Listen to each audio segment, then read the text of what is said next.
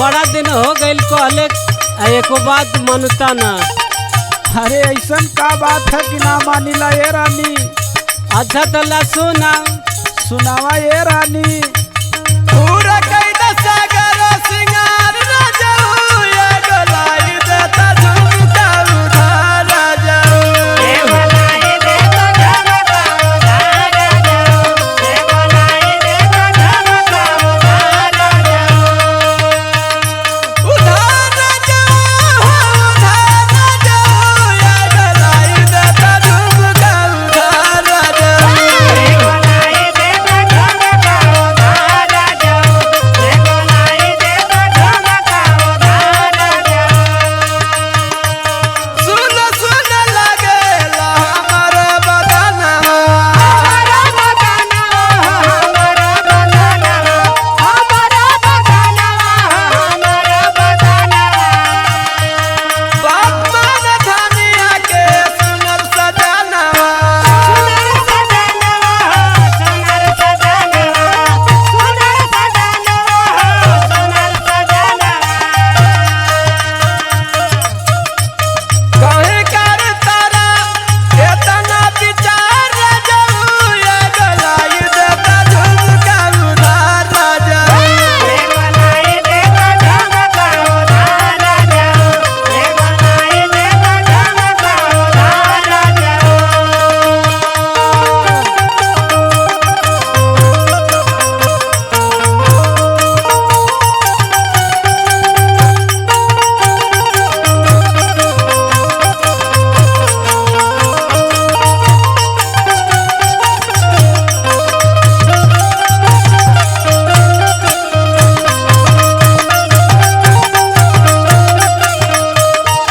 ए राजा जी का हो रानी। कान खोल के सुन ला।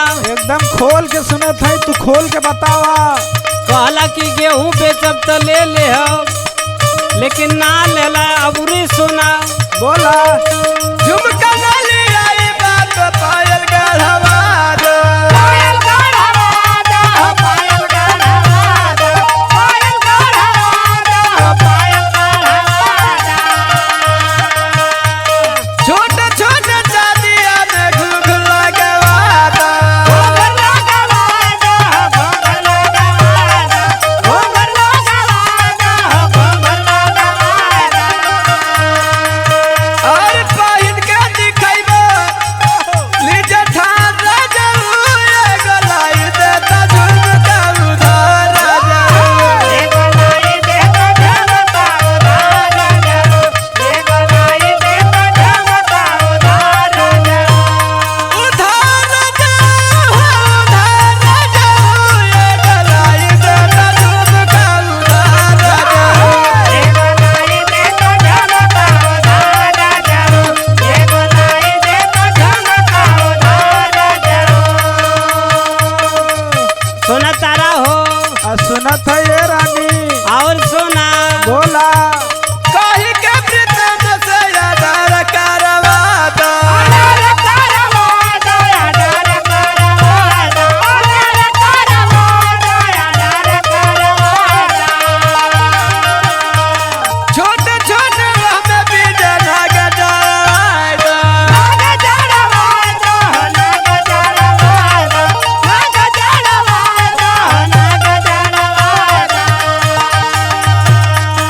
अरविंद के बात लेता मान राजाऊ ये गलाई देता झुमका उधार राजाऊ ये गलाई देता झुमका उधार राजाऊ ये गलाई देता झुमका उधार राजाऊ ये गलाई देता झुमका उधार राजाऊ सुनाइल।